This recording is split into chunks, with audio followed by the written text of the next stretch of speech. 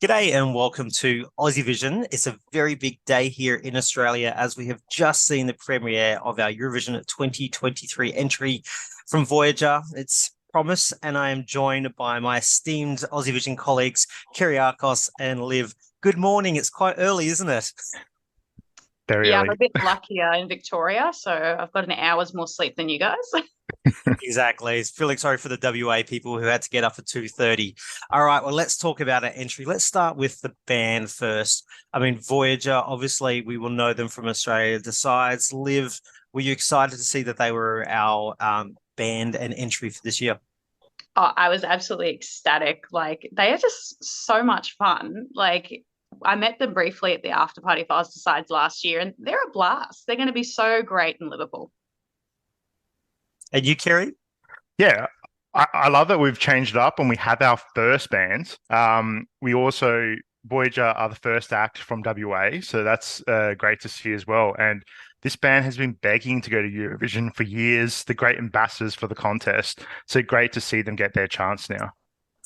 Yeah, great. Like you want an artist who or a group of artists who just love Eurovision and they love it. Like Danny has been a Eurovision fan, the lead singer since like the 2000s.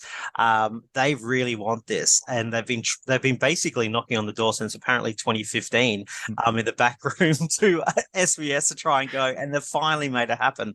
So that enthusiasm is going to be fantastic and bringing a different genre and maybe a bit of a risk to the contest. So all right, let's talk about the song Promise.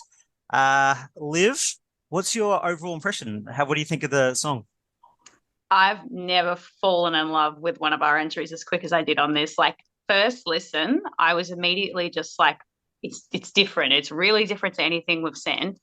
And I was once again asking SBS, I thought, I hope we send something risky. Give it a go. Give it a hot go. And this song has kind of like this little buffet of sounds. There's almost like this little 80s homage in there. And then it just keeps building. You think you've sort of got to the peak, and then it's like, nah, keep going, keep going. We've got more gas. So I was just absolutely blown away. I had this massive smile on my face. I was just amazing. And how about you, Kerry? Yeah, I think the song has a great build up. To me, it's reminiscent of like that Australian electronica music from the 2000s, maybe like the presets, but with a metal twist. And I love the change of progression in the song. I love that growl personally. Like I love that change with that growl. That could be a really good moment on stage. And the guitar, no one has a key. I don't think anyone's going to have a guitar on stage at Liverpool. But yeah, no one has that kind of song. The only thing I found is I had to listen to it a couple of times because I think my mind was still stuck with Dreamer. So I kept the first time I watched it, I'm like comparing it to Dreamer. But after a couple of listens, yeah, it really hit me. Yeah, I think people who know Dreamer will compare it to that. I think originally, and there's some definite like some similarities, particularly as it gets later in the song as well. But I think for that first listen, there's a lot of impact. I mean, there's a lot to take in, of course, but I do think the progression's good. It actually there's a bit of a slow build, only because the end's so epic. It's really epic. I love the growl thing too. That totally caught me by surprise, and I think that can be a moment. And if this is a song built for the Eurovision stage. I think in the studio, it's like 80-90% there, and it's going to be 1,000,000% when it is so suited for it. You could even see the parts about how they're going to play it out. So I'm pumped for it. And this is risky. People always say Australia is safe. This is risky, but I think it's a risk that can work. So talking about like Liverpool and everything, Liv, it's very early, we don't have all the songs, but how do you think this stacks up? Are there any things that we could be concerned or look out for the actual contest? Yeah, I mean, I think it's more just there are obviously different flavors of rock that can sometimes end up going to Eurovision, but for a lot of voters, they kind of get lumped together in the televote a little bit. And if there's too many, they can split each other. So even though this will probably be very unique from any other rock we see, I'm a little concerned if there's a few other groups that end up going that perhaps their televote could get swallowed up a little bit. But if this can shine and stand out, I mean, there's always that pocket of Eurovision, maybe in the lower top 10 or something like that, that is kind of dedicated to these types of songs that maybe a jury is a bit like, okay, maybe. But the televote's like, yeah, I love this. And they can kind of get a really solid score. It all will come down to the staging. So this reminds me a little bit of like Kate Miller-Heidke's Zero Gravity, where either people really loved it or just couldn't connect with it. And I think it will all come down to how Voyager will present the song, but I have all faith in them. Like they're performers that have done shows all around the world. They know how to own the stage, and they've proved it at Australia Decides. But it all come down to how they present the song.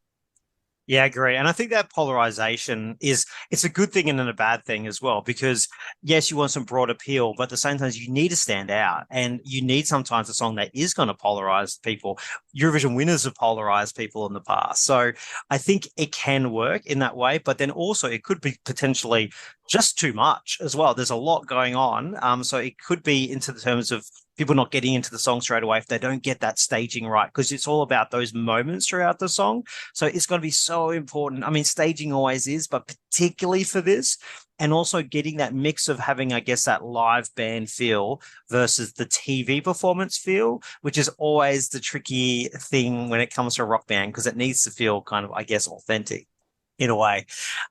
So overall, how do you think the reaction has been from, we're talking about polarization? What do we see in the reaction online? Liv, what do you think? How's it gone down?